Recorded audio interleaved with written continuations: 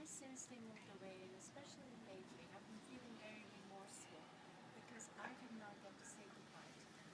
Such were the circumstances. I didn't get to say goodbye to them, and I didn't get to tell them how much they had meant to us before it was too late. So most of you here are related to Grandma and Grandpa Long. You were born into the family. But we, especially our son Wesley, felt that we had been adopted by Grandma and Grandpa. Grandpa Long, Mr.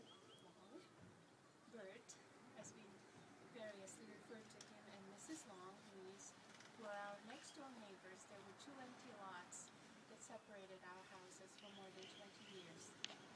We first became close when Jessie and Tasha moved in with them, and Wesley and Jessie became best friends, and Tasha and I used to bake cookies together.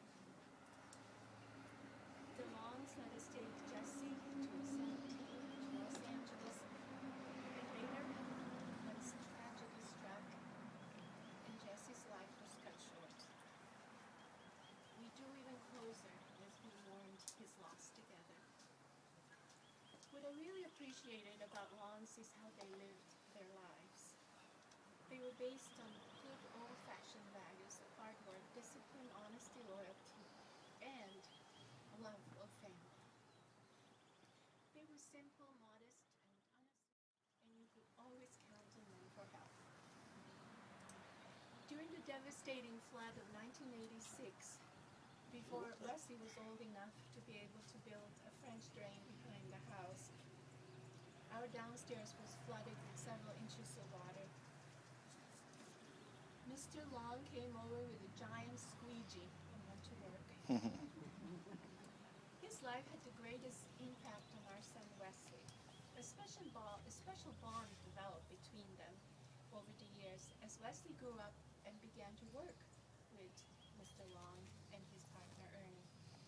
Today, you'll forgive me for saying this, he's my son, so I'm partial, but I feel he has many skills and is capable of fixing just about anything, all thanks to his great mentor, Grandpa Long.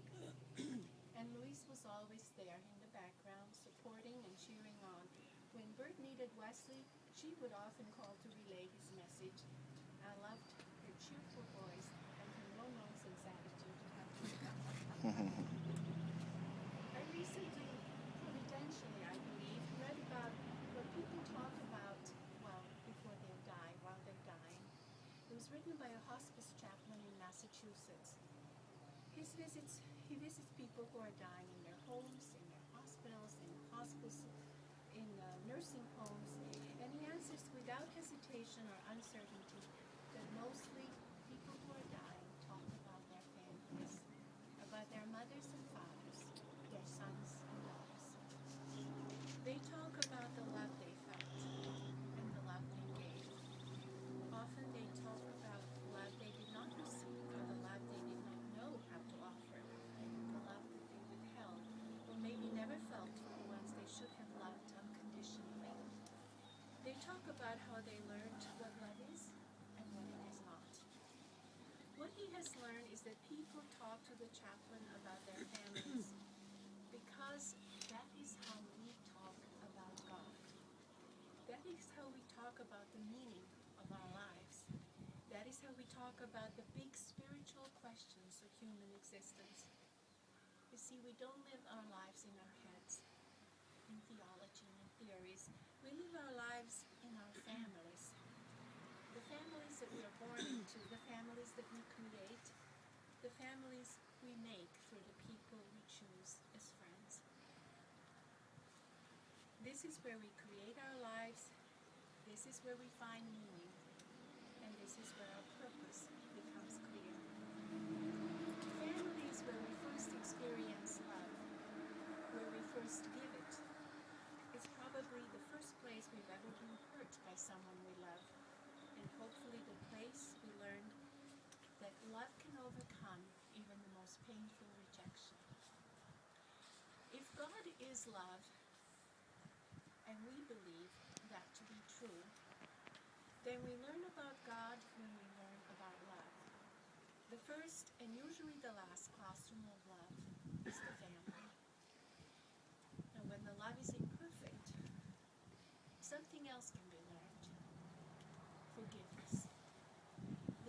spiritual work of being human is learning to love and to forgive. What the chaplain has learned from those who are dying is that the best way to teach our children about God is by loving each other wholly and forgiving each other fully, just as each of us belongs to be loved and forgiven. I too have known the profound sadness of losing a loved one, especially prematurely and suddenly. My mother died unexpectedly the day before Leslie's wedding, and my father died last August. But God has always been my point of reference. And I have found great comfort in His Word. I have learned that life is like a dream, and Psalm 90 supports this. We spend our years as a tale that is told.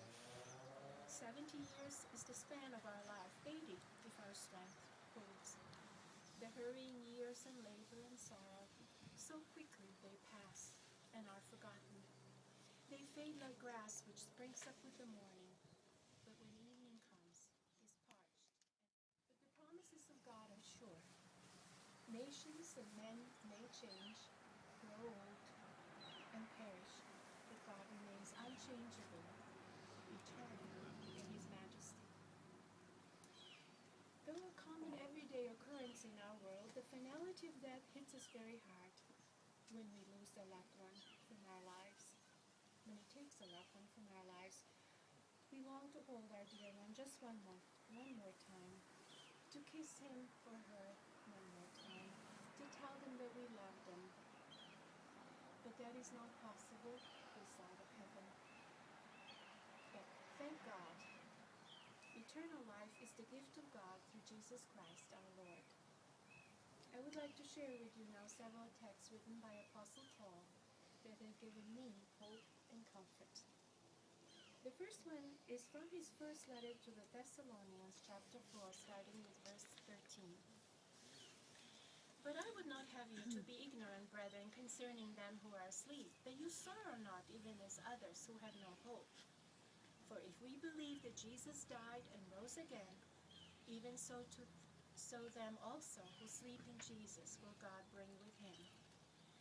For this we say to you by the word of the Lord, that we which are alive and remain in the coming of the Lord shall not prevent them which are asleep. For the Lord himself shall descend from heaven with a shout, with the voice of the archangel, and with the trump of God, and the dead in Christ shall rise first.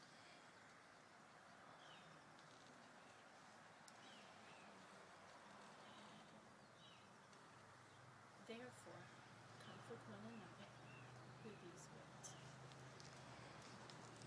One day, soon, even death will die. Apostle Paul writes in 1 Corinthians 15:26, the last enemy which shall be destroyed is death. And in 1 Corinthians 2, verse 9, he writes about the future inheritance of the redeemed. But as it is written, eye has not seen or ear heard, neither have entered into the heart of man the things which God has prepared for them that love him. Apostle John, the author of the book of Revelation, describes beautifully his vision of the new earth, where the former things of pain and sorrow have passed away.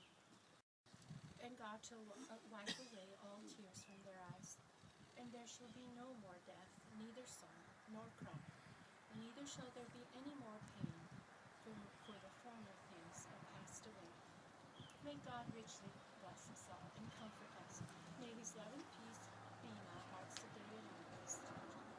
And I would like to close with a prayer if you'll do so kind and bow your heads.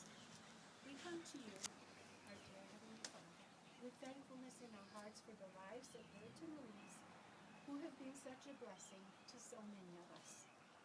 Please help everyone here to stay close to you and never lose sight of the eternal riches for the transitory things of this world. We ask you to give us your mercy and pardon, comfort and healing. Help us to grow in faith and love. Lead us and guide us all the days of our lives, so that we may serve you faithfully and rejoice in the prospect of soon being with Jesus in the mansions he has gone to prepare for us. We pray in his precious name. Amen. Amen.